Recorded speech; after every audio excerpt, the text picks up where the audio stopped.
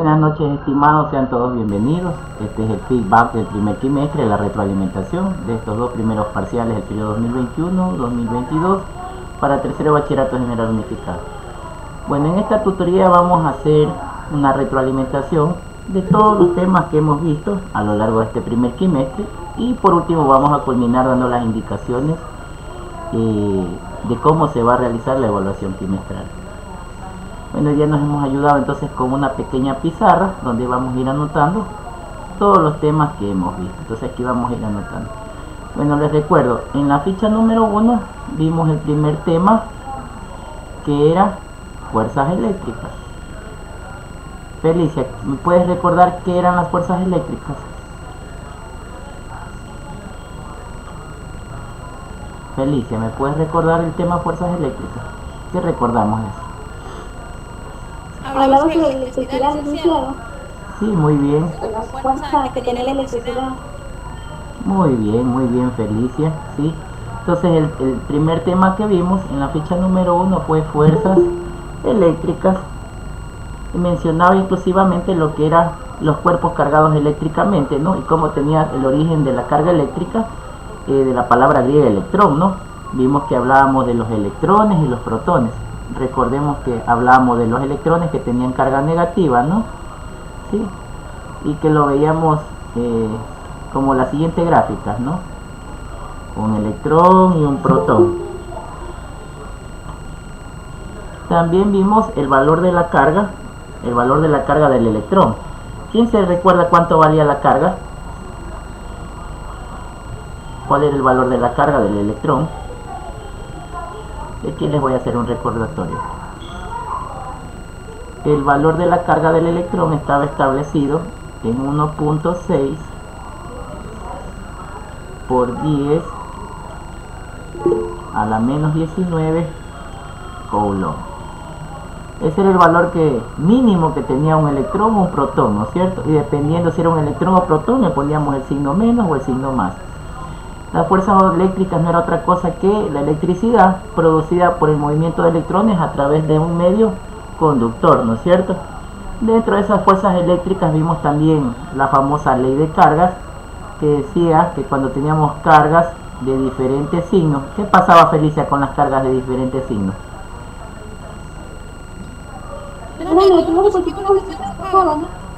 Sí, había una atracción, muy bien.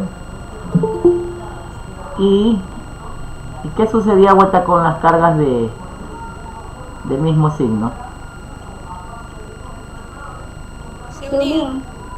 Cuando había de diferentes signos había atracción, ¿no? Y cuando había del mismo signo había repulsión. Muy bien. Eso vimos en la ficha número 1. Sí, vimos lo que es la ley de cargas, vimos lo que eran las fuerzas eléctricas, el valor del electrón. También vimos algo adicional, vimos el tema de lo que era la electrostática. Cuando hablábamos de electrostática, hablábamos de cómo un objeto podía ganar carga eléctrica, ¿no? Y sabíamos que la carga eléctrica se representaba con la letra Q y con un subíndice. Por ejemplo, si tenía una carga, le ponía el nombre Q1. Esta carga, según el sistema internacional, tenía un valor cuantificable. Vamos a poner que una carga de 4. Y su unidad de medida para el sistema internacional era el coulomb, en honor al señor Coulomb, ¿no? Entonces esta unidad de medida era una magnitud vectorial que podía moverse por el medio conductor. Ahora nos vamos a hacer un recordatorio de lo que vimos en la ficha número 2. En la ficha número 2, vuelta tratamos lo que era el tema de la ley de Coulomb. Aquí les voy a ir poniendo para que vayamos recordando todo lo que hemos visto este trimestre. Vimos la ley de Coulomb. ¿Quién se acuerda que era la ley de Coulomb? ¿Algún voluntario que se recuerde?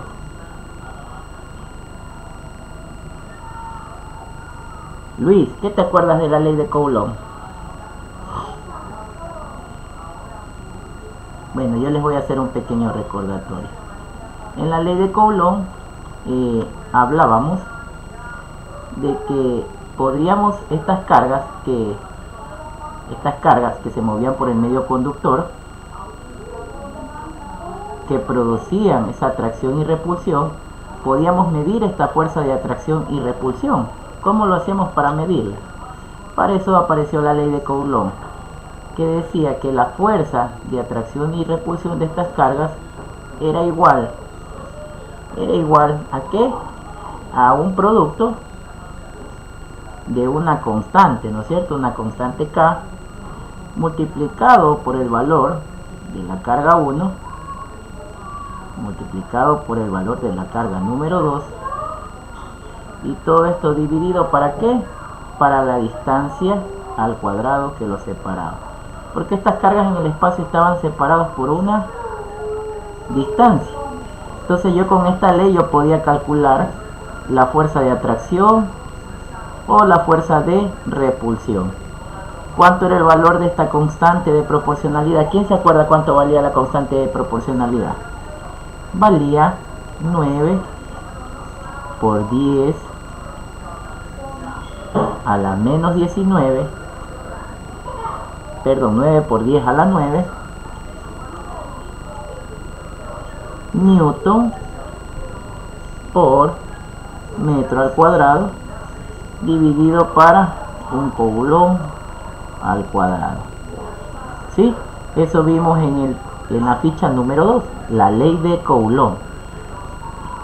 ¿Qué era lo que decía la ley? Decía que la fuerza de atracción o de repulsión entre dos cargas puntuales era directamente proporcional al producto de estas dos cargas e inversamente proporcional al cuadrado que las separa, entendiéndose que aquí voy a tener una carga 1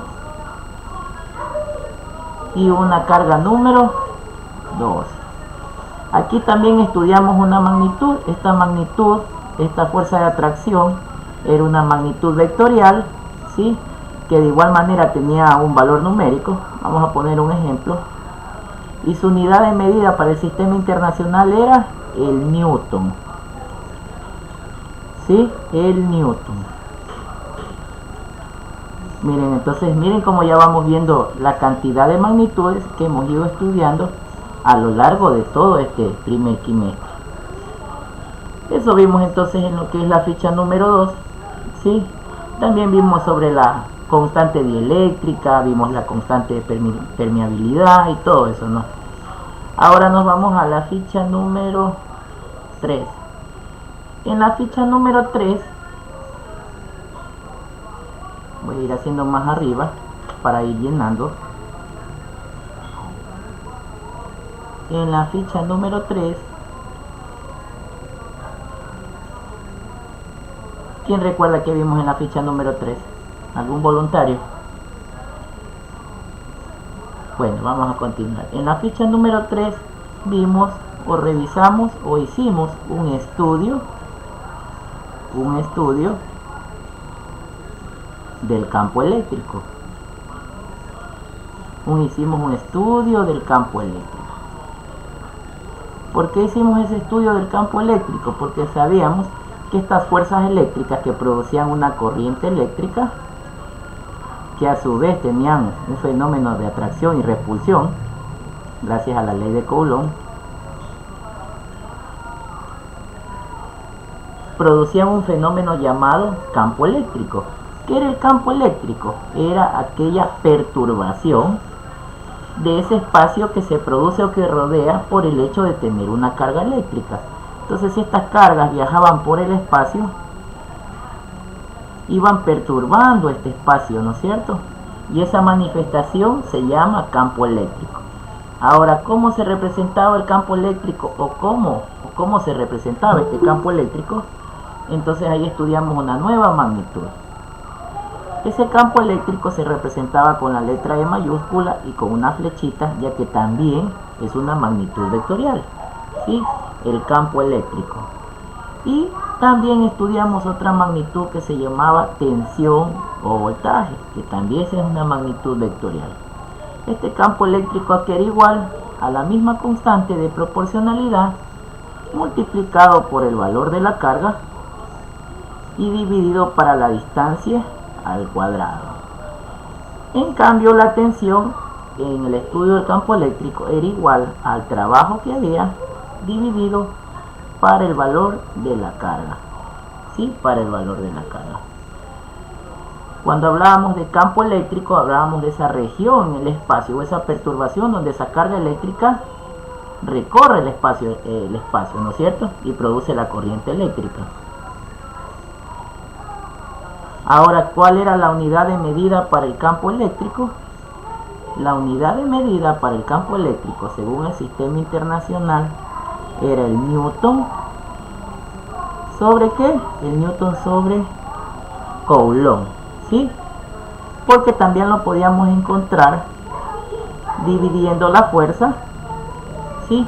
Dividiendo la fuerza para el valor de la carga.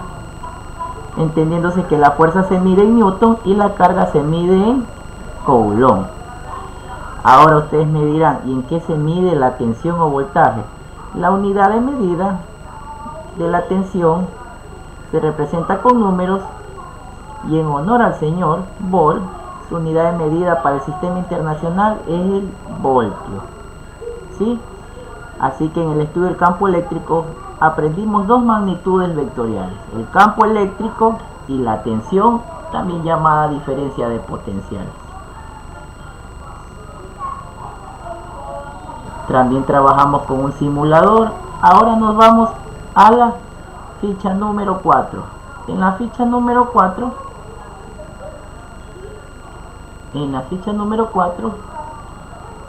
como ya comprendíamos de que estas cargas producían una perturbación del espacio físico llamado campo eléctrico, estudiamos un fenómeno llamado magnetismo. ¿Qué era el magnetismo? El magnetismo, al igual que el campo eléctrico, era una perturbación, ¿no es cierto? Era una perturbación de ese espacio donde existía una atracción y una repulsión producida por dos formas. Por medios naturales, cuando trabajamos con la magnetita, o cuando también había inducción de magnetismo por corriente eléctrica, ¿sí? En el magnetismo estudiábamos que la herramienta que más se evidencia el magnetismo es un imán que tenía dos polos, el polo norte y el polo sur. Estos imanes, para que exista atracción, debían tener invertida esta polaridad, ¿no es cierto? Para que exista una atracción.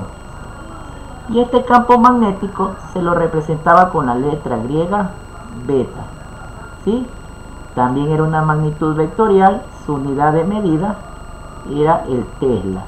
Y se lo podía cuantificar con todos los números naturales o racionales. Su unidad de medida era el Tesla. ¿Por qué se producía esto de la atracción y la repulsión? Basado en la ley de Coulomb y el estudio del campo eléctrico, ¿sí? Sabíamos que para este magnetismo se dibujaban líneas, ¿sí? Líneas imaginarias que nos ayudaban a representar este magnetismo. También sabíamos que la intensidad del campo magnético se medía con un Tesla. Y sabíamos que un Tesla, a que era equivalente en el sistema internacional, era equivalente a un newton, ¿sí? A un newton sobre un coulomb multiplicado por un metro sobre segundo, ¿sí? Eso era equivalente a un Tesla. Luego estudiamos también lo que es la fuerza de Lorentz. La fuerza de Lorentz, entendiéndose que era aquella fuerza de atracción o repulsión que se manifestaba al momento de que la carga eléctrica viajaba por un medio conductor, ¿sí? Y ese medio conductor era sometido a alguna fuente de magnetismo. Esta fuerza de Lorentz se le encontraba simplemente encontrando o conociendo el valor de la carga que viajaba por ese espacio, conociendo su velocidad y su campo magnético.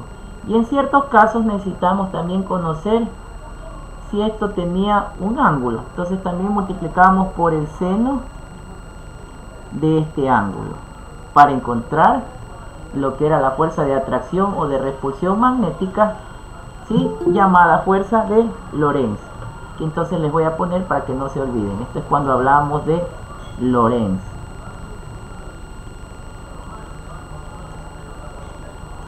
Entonces en esta ficha número 4 estudiamos la magnitud llamada campo magnético. Su unidad de medida era el Tesla.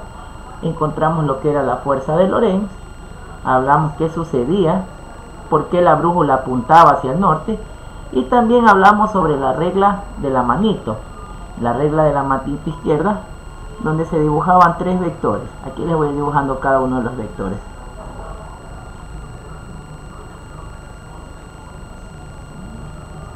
¿Sí? Utilizamos la regla de la manito, donde la velocidad era perpendicular y formaba un ángulo de 90 grados. El campo magnético también era perpendicular, ¿sí? Y por último encontramos la fuerza magnética, ¿no es cierto? Y utilizamos la regla de la manito. Ahora vamos a continuar con la ficha número 5. Esta tutoría prácticamente es simplemente un recordatorio para recordar todos los temas que hemos visto a lo largo de este primer trimestre. Vamos a recordar qué vimos en la ficha número 5 o la tutoría número 5. En la ficha número 5 hablamos de un tema muy importante. Sabíamos que se producía el campo eléctrico y el campo magnético a través de medios conductores. Entonces era importante conocer qué eran los materiales conductores. Los materiales conductores. Estudiamos también qué eran los materiales semiconductores.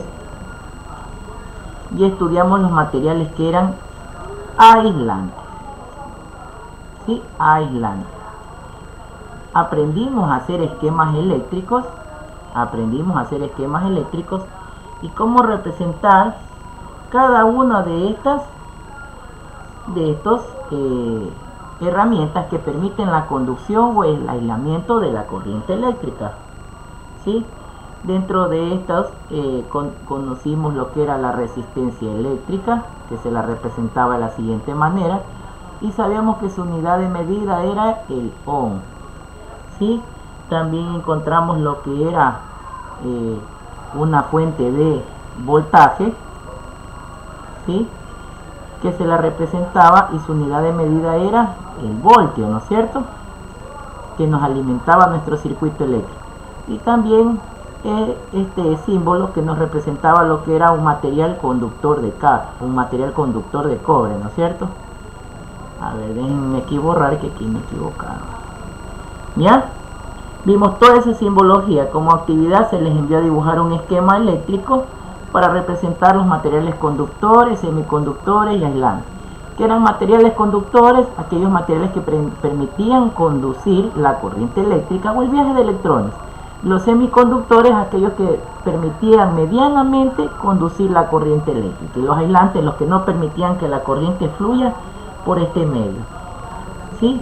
Entonces, en esta semana conocimos prácticamente todos estos materiales y cómo dibujábamos nuestros esquemas eléctricos y cómo se aplicaban en la vida cotidiana. Luego viene la ficha o la semana número 6, donde trabajamos la famosa ley de Ohm. ¿Algún voluntario que se acuerde qué era la ley de Ohm? ¿Algún voluntario? Era la ley que implicaba el voltaje, la resistencia y el amperaje. Eso, muy bien. Pirámide. Una pirámide, ¿no es cierto? Vamos a dibujar entonces aquí la pirámide. Entonces en esta ley yo les indicaba que era más fácil trabajar con estas 3 magnitudes dibujando una pirámide, ¿no es cierto? En la parte principal iba lo que era el voltaje o la tensión. En este lado lo que era la corriente y aquí la resistencia eléctrica. Entendiéndose que resistencia eléctrica era los materiales aislantes, ¿no es cierto? Ahora, el voltaje, sabíamos que su unidad de medida eran los voltios. Recordamos que era su unidad de medida los voltios. La corriente eléctrica también la estudiamos y vimos que era una magnitud vectorial porque tenía una dirección y un sentido. Y su unidad de medida era los amperios. Vamos a ver si se acuerdan. ¿Cuál era la unidad de medida para la resistencia eléctrica? Ohmios. Muy bien, eran los ohmios. ¿Sí? Y sabíamos que la resistencia eléctrica era una magnitud escalar. ¿Sí? Una magnitud escalar.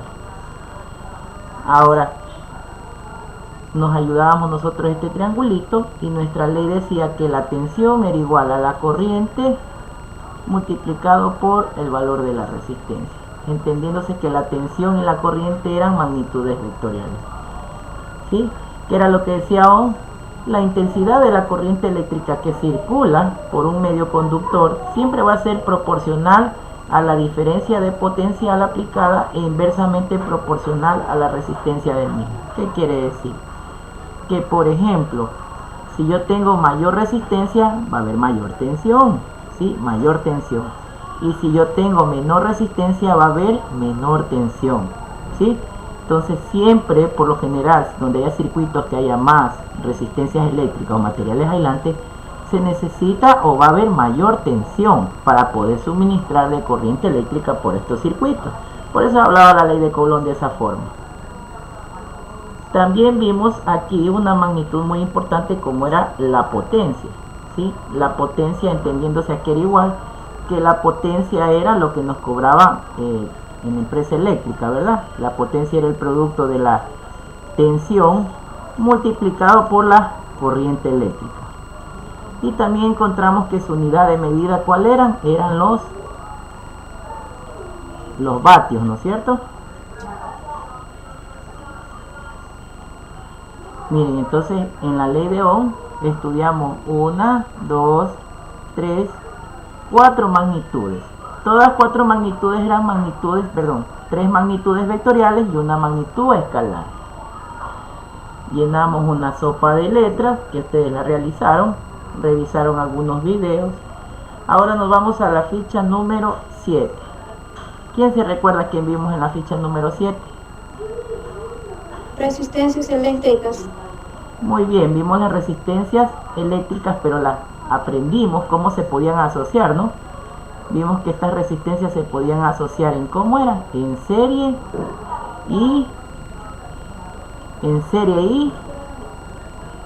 y paralelo, ¿no? Recordemos que las resistencias se podían asociar en serie y en paralelo. Cuando eran en serie, cuando estaban una al lado de la otra, ¿no es cierto? Y cuando eran en paralelo, cuando estaban conectadas en dos líneas, ¿no es cierto? ¿Qué pasaba en las resistencias en serie? Fluía una sola corriente, pero en las en paralelo, dependiendo de cuántas mallas se formen, podía dividirse la corriente hasta en dos corrientes. Miren, en este caso de aquí se divide en una corriente I1 y en una corriente I2. Aquí, por más que le ponga una tercera resistencia, igual sigue fluyendo solo una corriente. Aquí estudiamos entonces lo que era la asociación de resistencias en serie. Cuando eran en serie había una resistencia equivalente o total, que era simplemente la suma de cada una de estas resistencias, ¿no? Sumábamos cada una de estas resistencias y encontrábamos una resistencia equivalente. Nos ayudábamos de matemáticas para representar a cada una de estas resistencias con un nombre: R1, R2 y R3. Para los circuitos en paralelo hacíamos una sumatoria, pero era la sumatoria de cada uno de estos inversos.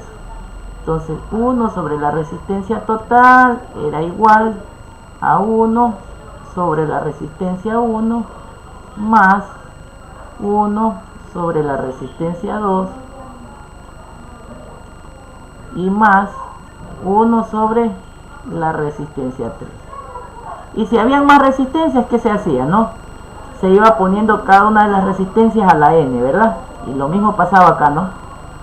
De igual forma, era que se seguían sumando las resistencias sin importar la cantidad de resistencias que haya, ¿no? Era prácticamente una serie y una sucesión. Eso vimos entonces en la tutoría número 7. También ahí recordamos también y nos dimos cuenta de que aquí también la potencia la podíamos encontrar no solamente multiplicando la corriente por el voltaje, sino también podríamos hacerlo conociendo el valor de la resistencia equivalente y multiplicándolo por la corriente eléctrica al cuadrado, ¿sí? También aquí podíamos encontrar la potencia de estos circuitos, ¿sí? De esta forma. Vimos un video, resolvimos algunos problemas de malla, donde involucraban asociación de resistencias en serie y en paralelo. También les mencionaba que habían circuitos mixtos, donde se mezclaban circuitos en serie y circuitos en paralelo. Prácticamente en la tutoría 8 seguimos resolviendo lo que eran los ejercicios de circuitos en serie, ¿sí? Y en la tutoría 9,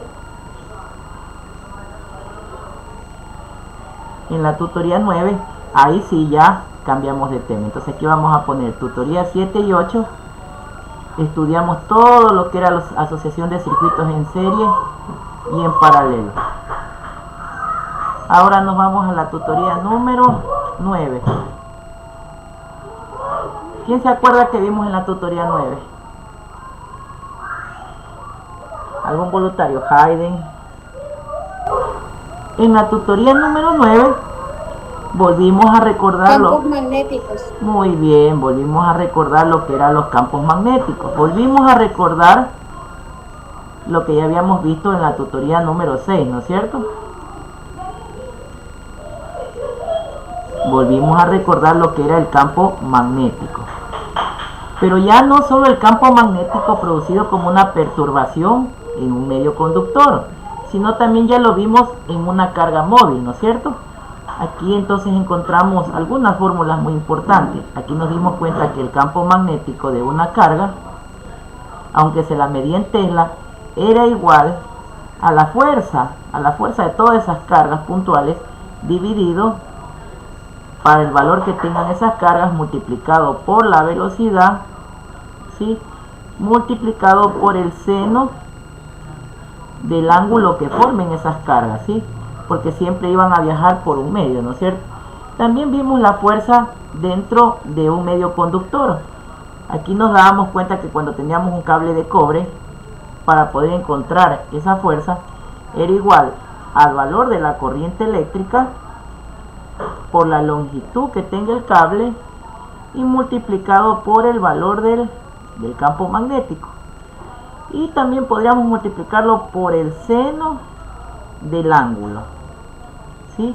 Porque las cargas eléctricas, como sabemos, viajaban por un medio conductor y por aquí se iba a producir lo que es un campo magnético de forma rectilínea, ¿no? Que iba formando un movimiento circular alrededor de este material conductor. Vimos algunos ejercicios muy importantes para encontrar la fuerza. Luego nos vamos a la semana número 10. Ya estamos próximos a terminar. En la semana número 10 revisamos la famosa ley de Ampere. ¿Qué era que me decía la ley de Ampere? Felicia, ¿recordamos qué era la ley de Ampere? Hablamos sobre los amperios, licenciado Carlos. Sí, prácticamente la ley de Ampere mencionaba de cómo se podía o cómo se manifestaba la corriente eléctrica y el magnetismo. Y básicamente la ley de Ampere era que explicaba cómo la circulación de la corriente del campo magnético en un contorno cerrado era proporcional a la corriente que recorría por ese contorno. ¿Qué quiere decir? Ahí vimos, por ejemplo, los ejemplos de las hidroeléctricas, como el agua caía en unas turbinas y esas turbinas giraban y producían corriente eléctrica, ya que esas turbinas tenían unos imanes, ¿no? Entonces lo que se llegaba a la conclusión era de que con esta ley de Ampere, él mencionaba que con magnetismo se podía generar corriente eléctrica, ¿no? Más después ya estudiamos otra ley que vuelta decía lo contrario, ¿sí? Entonces prácticamente en la ley de Ampere lo que estudiamos era cómo podríamos encontrar el valor del campo magnético. Aquí les voy a poner el valor de la del campo magnético según la ley de Ampere. En la ley de Ampere el valor del campo magnético era igual a la constante micro, ¿sí?, por el valor de la corriente eléctrica dividido para 2pi multiplicado por el valor del radio. Aquí teníamos que esta constante micro era una constante que valía 4pi por 10 a la menos 7 Tesla por metro sobre amperio, ¿sí? Eso era que vimos en la ley. Aquí vimos que el problema de la intensidad del campo magnético era que era inversamente y proporcional a la distancia. Esto implicaba que a más distancia, menor intensidad, hecho comprobable en la ley de Ampere. ¿Qué quiere decir? Que cuando utilicemos más materiales conductores para que la corriente eléctrica se mueva, vamos a tener que va a haber problema, menor intensidad. Entonces por eso es que en el tendido eléctrico utilizábamos los transformadores para de cierta manera la tensión regularla y que se mantenga esa intensidad de corriente eléctrica, ¿sí? Hablamos de que este campo magnético era una magnitud vectorial, que su unidad de medida era el Tesla, y que siempre era producía un movimiento angular en el material conductor. Luego, en la semana número 11, vimos lo que era el tema del motor eléctrico. Aquí les voy a poner. En la semana número 11 o en la ficha número 11 vimos lo que era el motor eléctrico. Este motor eléctrico no era una cosa que la comprobación de ¿qué? De la ley de Ampere, ¿no es cierto? Con eso nosotros pudimos evidenciar la famosa ley de Ampere.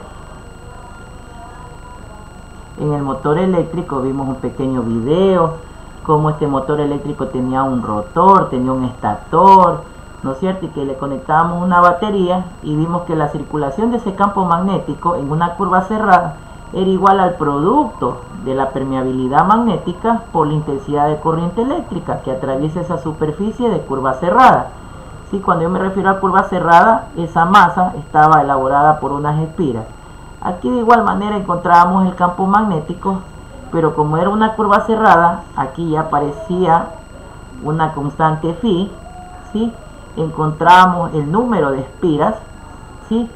Teníamos un valor de longitud y un valor de corriente eléctrica, entendiéndose que espiras eran todos esos alambrecitos que formaban esa masa, ¿no es cierto?, dentro de ese motor.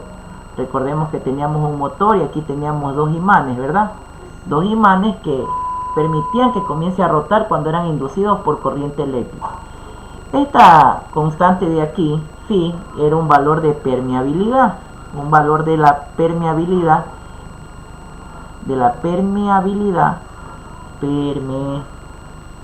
aquí me falta una letra, de la permeabilidad magnética. Su unidad de medida, como ya lo sabemos, el Tesla por metro sobre amperio. El campo magnético, ya lo sabemos, se mide en Tesla, la corriente eléctrica en amperios. El número de espiras no tenía un número y la longitud, esta de aquí, que ya la conocíamos, se medía en metros. También estudiamos otra fórmula para poder encontrar ese campo magnético, que decía que era igual a la constante permeabilidad por la corriente dividido para 2pi por el radio. Ahí resolvimos un ejercicio de motor eléctrico donde encontramos cuál era el valor de ese campo eléctrico producido por esa cantidad de espiras. Ahí tuvimos un motor eléctrico que tenía una masa o una bobina con 400 espiras con un valor de 2 amperios. Por último nos vamos a la ficha número 12, la ficha última que vimos. ¿Qué me ayuda recordando que vimos en la ficha número 12? ¿Algún voluntario? En la ficha número 12 vimos inducción,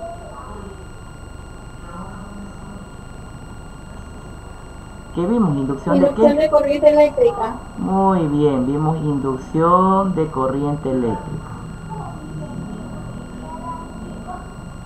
¿Qué era la inducción de corriente eléctrica?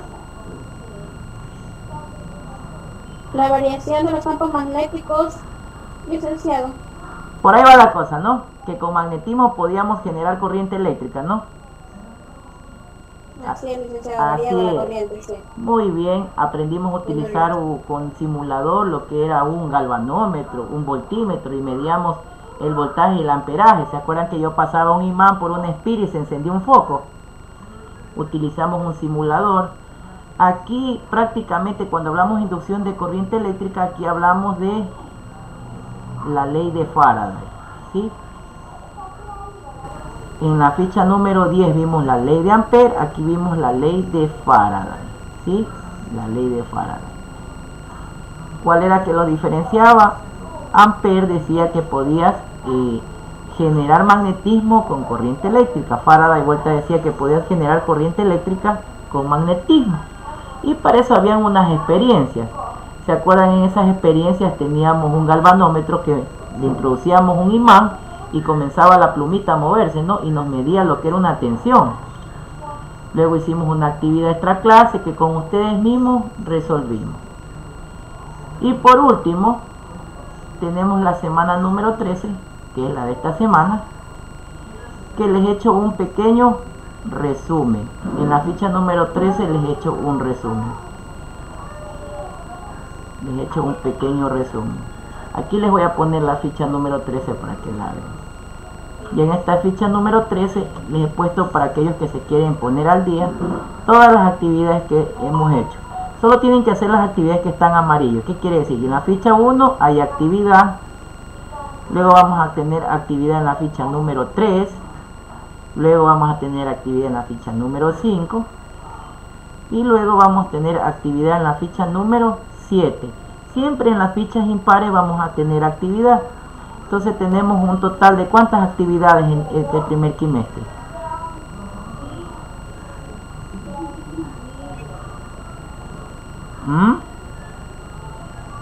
Soy licenciado Juan Carlos. Muy bien, tenemos 6 actividades del portafolio, ¿sí? Tenemos 6 actividades y 2 evaluaciones por parcial. Una evaluación en cada parcial que tenían que haberla resuelto, que estaba incluido en la ficha. Y una evaluación quimestral. Entonces ya para concluir, vamos a ver en qué constaba la evaluación quimestral. Para aquellos que recién esta semana van a tratar de ponerse al día.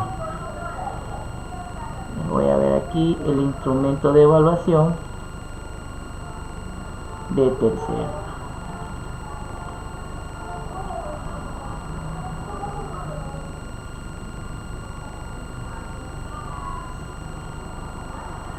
Bueno, ¿en qué consiste el instrumento de evaluación?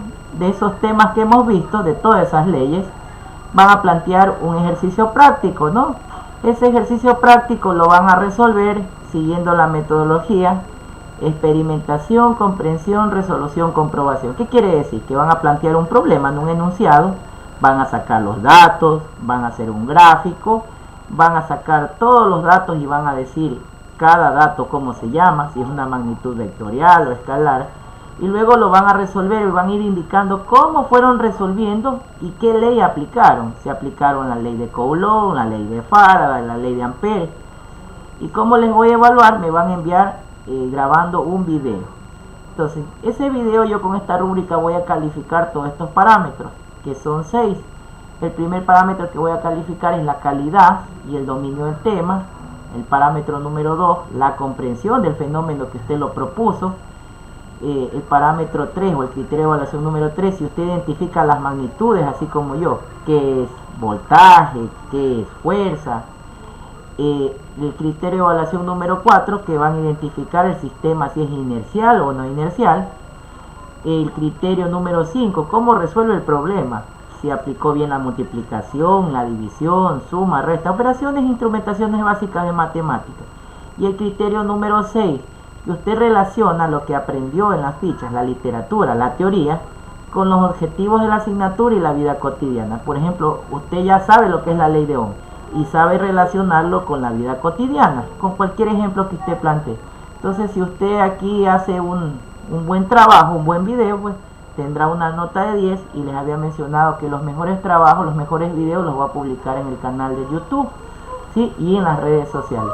¿Qué es lo interesante de esta evaluación? Que usted va a poner su creatividad y usted va a demostrar que con el aprendizaje autónomo ha logrado desarrollar estas destrezas que nos hemos planteado en este primer quimestre, con todos estos conceptos esenciales que les he hecho un pequeño resumen. Incluso si se percatan, el magnetismo prácticamente lo hemos visto dos veces. Primero como magnetismo, como un fenómeno físico, ¿no? Estudiando un poquito de historia, y ya viéndolo más a fondo con experimentación. Entonces ya depende de usted qué tema va a plantear y qué problema va a plantear. Entonces bueno, voy a dejar de compartir pantalla para ver si es que existe alguna pregunta, y prácticamente con eso hemos concluido el resumen o la retroalimentación de este segundo quimestre. Bueno, estimados, ¿tienen entonces alguna pregunta? Licenciado Juan Carlos, ¿hasta qué fecha podemos entregar? La fecha tope para yo poder pasar notas, si es que Dios lo permite, es el 24 de septiembre. Pasado esa fecha ya no puedo revisar nada porque ahí vienen las juntas de curso. Y ya después de las juntas de curso a ver qué resoluciones se toma con aquellos estudiantes que no entreguen por A o B motivo. Pero esa es la fecha tope que tienen que entregar. La otra semana. Así es. Bueno, ¿hay alguna otra pregunta? Si no, ya para culminar, porque tengo clases con el otro grupo. Licenciado Juan Carlos, le entregué el primer parcial y el segundo parcial. Sí, no te preocupes. No te preocupes, los que ya me han entregado esténse tranquilos, solo falta el video. Y también la profesora de química les había dicho que aquellos que participen haciendo un sociodrama, también yo los he motivado regalándoles el incentivo de la evaluación quimestral. Me imagino que ya han de haber conversado con la profesora de química, pero no todos, solamente un grupo, que necesitamos que hagan un sociodrama para trabajar la parte socioemocional. Bueno, no los canso más, por favor activen sus cámaras y nos vemos de aquí entonces para